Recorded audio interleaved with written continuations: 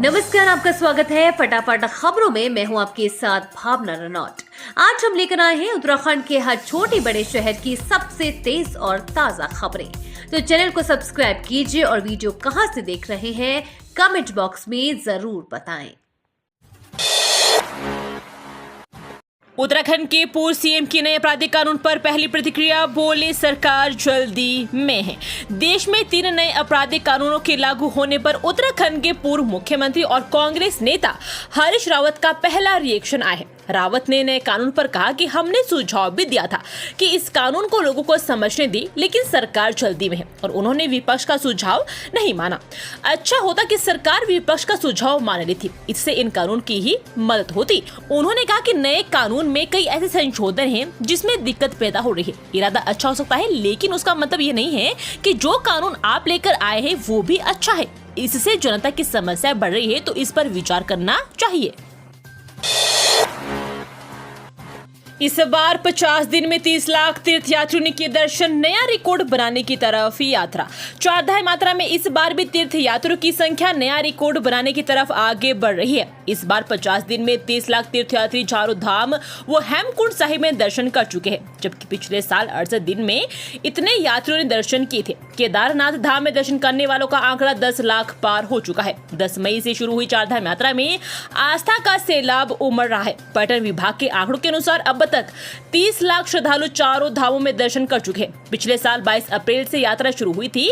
30 जून तक यानी कि 68 दिनों में 30 लाख यात्रियों ने दर्शन किए थे। इस बार 18 दिन पहले 30 लाख ने दर्शन किए। अब सुगम से सुगम में भी होंगे शिक्षकों और कर्मचारियों के तबादले, शासन ने जारी किया आदेश। उत्तराखंड में शिक्षकों एवं कर्मचारियों के तबादलों के लिए शासन ने 10 जुलाई तक समय पर बढ़ाए जाने का आदेश जारी किया है। आदेश में खास बात यह है कि शिक्षकों एवं कर्मचारियों के सुगम से दुर्गम एवं दुर्गम से सुगम में ही नहीं बल्कि सुगम से सुगम क्षेत्र में भी तबादले हो सकेंगे।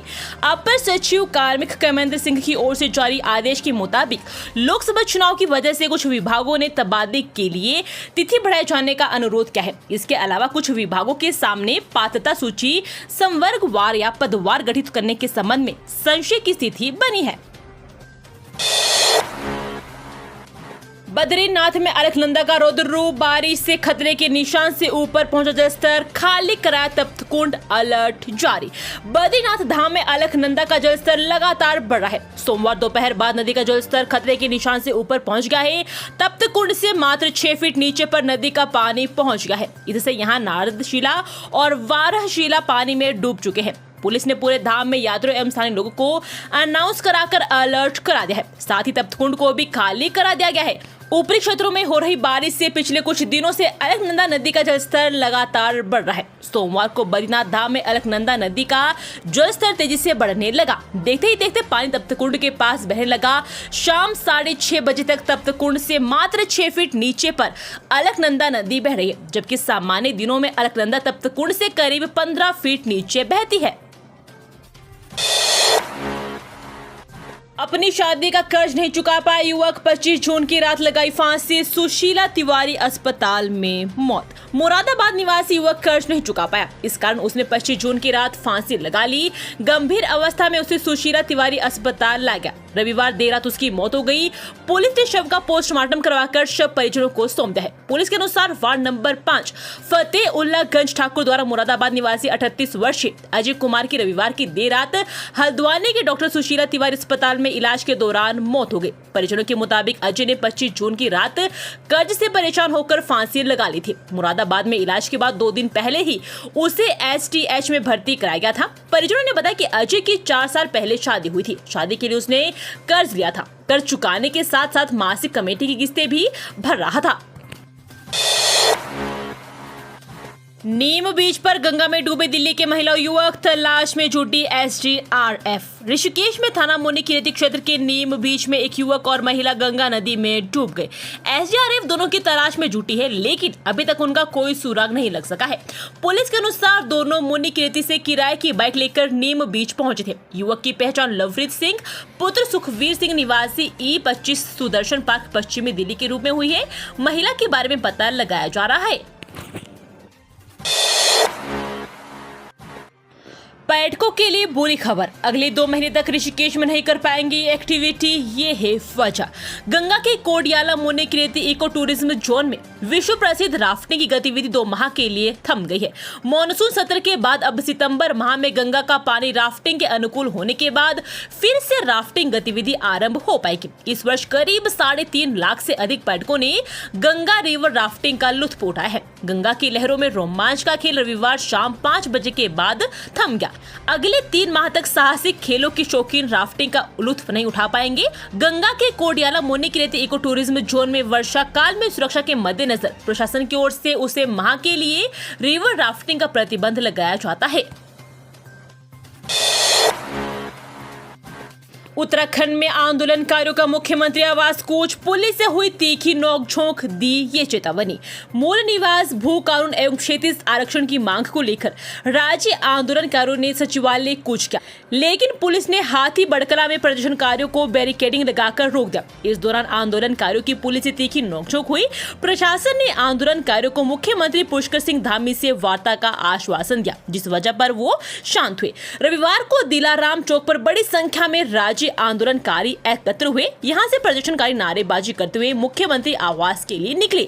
आंदोलनकारियों को रोकने के लिए पुलिस ने हाथी बड़कला में बैरिकेडिंग लगा दी। इसके साथ ही भारी पुलिस बल भी तैनात कर दिया। प्रदर्शनकारियों ने बैरिकेडिंग पार करने की कोशिश की, लेकिन पुलिस ने उन्हें आगे बढ़ने से रोक दिया।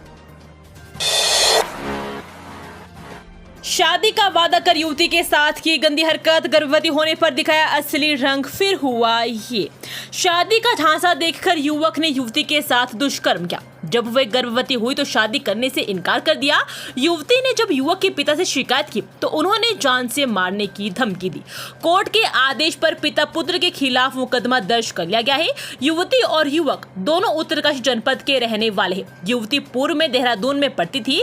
कोर्ट में दिए प्रार्थना पत्र में पीड़िता ने बताया कि वह उत्तरकाशी जिले की रहने वाली है। वर्ष 2018 से 2021 के बीच वह देहरादून के एक पॉलिटेक्निक संस्थान में पढ़ रही थी। इस दौरान उसकी पहचान अभिषेक चुनार निवासी पुरोला उत्तरकाशी से हुई। धीरे धीरे अभिषेक ने उससे दोस्ती की और उससे के किराए के कमरे में आने जाने लगा। इसी बीच उसने शादी का झांसा देकर दुष्कर्म किया। इसके बाद वे गर्भवती हो गई।